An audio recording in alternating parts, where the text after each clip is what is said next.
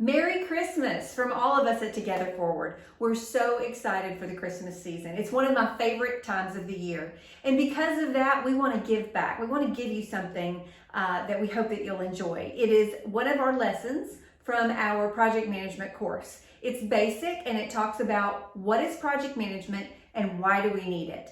Now, what we're going to do is we're going to break it up into two parts. The first part being what is project management for this week, and then next week we'll do why do we need it. So we'll go ahead and get that out for you. We hope that you enjoy it, and please leave us your feedback and comments in the section below.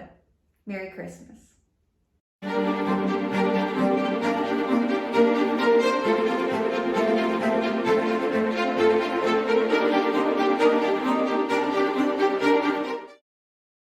Hi again, and welcome to Method to the Madness. I am Annette Blankenship, and today we are going to jump into the basics. Are you ready to get started?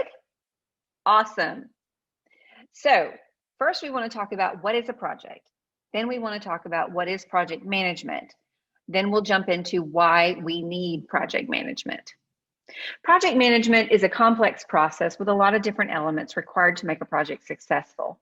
You're always going to be learning, and with each new project, building skills that will benefit you in every area of your life.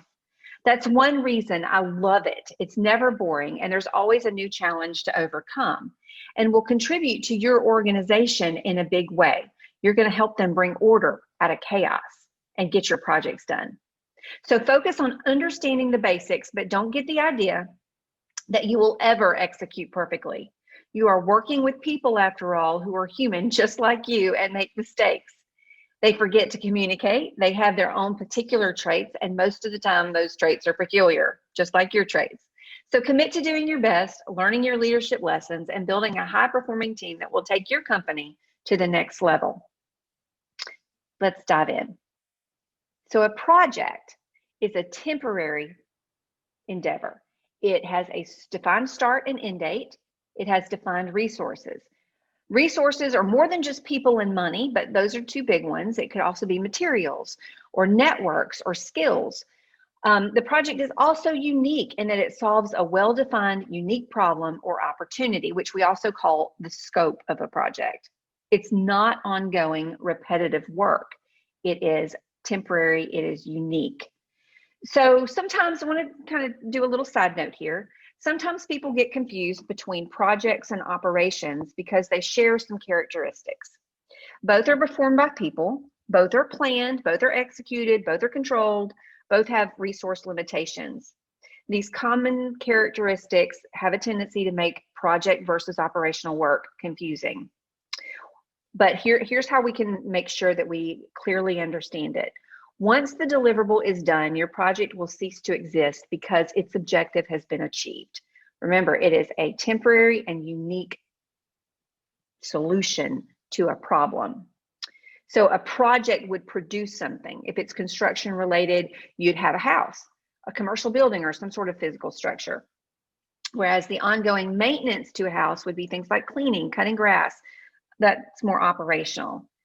A research-related project may produce a report or some sort of analysis with some sort of conclusion, or a project may also produce a service-related output. For example, setting up a call center to help customers solve problems is a project, but once that call center is set up, the ongoing work of answering calls would be operational. Operational is the ongoing execution of a set of tasks that would never end. For example, producing cereal or manufacturing of cars or accounting, those are all examples of operational work. It does not produce anything new, but it is necessary to maintain and sustain a system. So now let's jump into some example projects. So let's say we needed to develop a new product or service. That would be an example of a new project. Let's say our bathroom is outdated and we want to renovate it. So that's an example of a personal project that we might want to take on.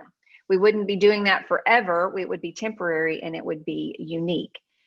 Or maybe it's a modification to a current data system where we just need to add some functionality around it. Maybe we need to put in some new fields or pull some new data.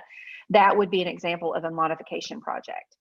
Or maybe we're getting married. or our daughter's getting married, or somebody that we know is getting married, and we need to help them plan that event. That would be an example of a project. Again, temporary and unique.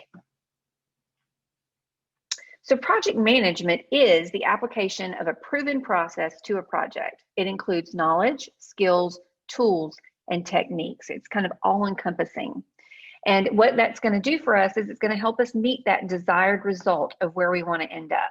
So remember, it's a temporary endeavor, start and finish dates, unique to the situation. So we're going to learn tools and processes and skills that are going to increase our body of knowledge so that we can get this thing done. And typically a project has 5 different phases. Now you can look at the way this plays out can be different. It could be a couple of different ways that we'll talk about in a later lesson. So project management has 5 phases, which includes initiation, planning, execution, managing and monitoring, and closeout. The initiation phase is where the project first starts, and we're going to ask the question, should we do this project? It's important to think about that as an investment evaluation. Just like if you were looking to buy a car or a new house, you would want to say, what kind of house do I need? What kind of car do I need? And then being able to figure that out, and can I afford it? Should I get that car or that home, or should I, go to a condo, or depending on what your goals are. So in a project situation, when we're at work, this would be where we would work together with other people on the team, and we would come up with a solution that we think would work. And then we would do a high-level assessment of that. We would look at cost, scope, and timeline, and we would understand what those different things are and our different options. Then once everyone agrees that it's a good investment, that yes, we want to spend this money, yes, we want to do it in this time frame, then we go and start to lay out what the vision, objectives, scope, and deliverables for this project are at a high level. And then we would also define in this particular phase, we would also define the roles and responsibilities, benefits, risks, issues, constraints, everything that we know thus far. So it's very tip of the project, but the main question again that we're asking here is, should we do this? And then also defining what those things are, so that later on when we're into the execution of the project and there's things that are happening and we're trying to assess, do we need to continue this project or not? We always will go back to whatever we define here. So in the planning phase, this is where we get pretty detailed. We want to kind of jump in, understand the timeline of the project, our budget, our scope. We need to get really detailed with this, our resources, risk, communications. We're going to dig deeper. In other words, there's a lot to do in this phase. The cost is estimated. We define what the quality needs to look like and the success criteria in order to get the project done. In the execution phase, this is where we actually execute on all those plans that we had, where we work with the team to identify roadblocks and help them to overcome those roadblocks. In manage and monitor, here's where we assess to see how we're doing. We check progress. We look at different aspects of the project to make sure that we're on track. We make sure that we're executing on the quality. And if not, we're creating plans for change. This is going to run in tandem with the execution phase. So while the project team is delivering on their product, the project manager is actually reviewing the status of the project and evaluating anything else that needs to change. And then finally, once all of the project activities are done and we turned over the change to our customer, the project to our customer, then we're ready to move to the next project. So we're going to have to release the resources that we currently have. We'll have to close out any documentation. We'll have to move all of our lessons learned off in an area where people can access it. So those are the 5 project management phases: initiation, planning, execution, manage, and monitor. Next, we want to jump into the 10 different process groups. And all of these, again, we're going to go through in detail in another module. But for now, we want to talk about a little bit about each one of them. The project management scope is the boundaries of your project and how you manage that. So you'll be able to understand in detail what your scope is, of the identification, the management of that, and then the actual execution of that. So all the processes that go into scope management. We'll also need to talk about project schedule process. This is your timeline, how you get the information you need in order to plan the project and putting it into a solid plan. Project cost management is your budget and how you will manage the cost of the project. Project quality is the quality of the deliverables. It's whatever the customer or stakeholder needs from the project to achieve its goals. Quality management ensures quality expectations are met by planning for quality, assuring the quality is met, and then enforcing it in the deliverables.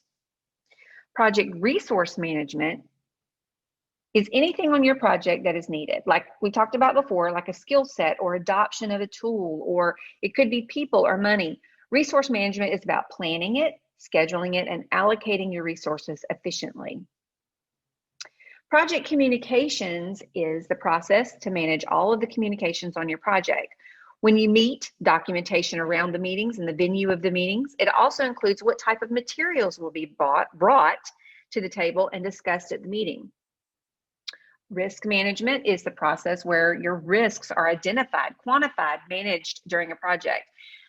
This is all these risk things could, it's all the things that could go wrong on your project, and putting a mitigation plan for making sure that we manage that risk appropriately. Procurement management, that is where there's things on the project that's going to have to be outsourced or purchased, and we want to make sure we go through our preferred suppliers or any relationships that we have. We need to make sure that those purchases are, processed according to the plans that we need to come up with, and that they obtain the goods and services that we need. Project stakeholder management. So on your project, a stakeholder is anyone that has an interest in your project success. For example, your boss could be a project stakeholder. Your customers are definitely stakeholders. Your team, your investors. A project stakeholder is all about the people that care. There's might have a smidge of care, but they still are a stakeholder nonetheless. But what you want to do here is you want to be able to, in this process, you'll be able to identify, figure out what's important to them, and then manage those things in order to make sure that at the end of the project, your customers are satisfied, your stakeholders are satisfied. Next, and last, certainly not least, is integration management. And that's really just the coordination of the entire project. It's pulling all the tasks, resources, stakeholders, and other project elements together. And it includes managing any conflicts and making trade-offs when there's competing requests. So that's it in a nutshell for the processes. If you enjoyed this video, go ahead and click that like button. Every like helps us to reach new people. And if you want to see new videos on leadership, strategy, and project management to help you with your business or career every week, go ahead and hit that subscribe button and notification bell. Also, please let us know what your top leadership, strategy, and project management challenges are so that we can make some new videos in the future with your feedback. Thank you for watching. I'm Annette Blankenship, and I'll see you in the next video.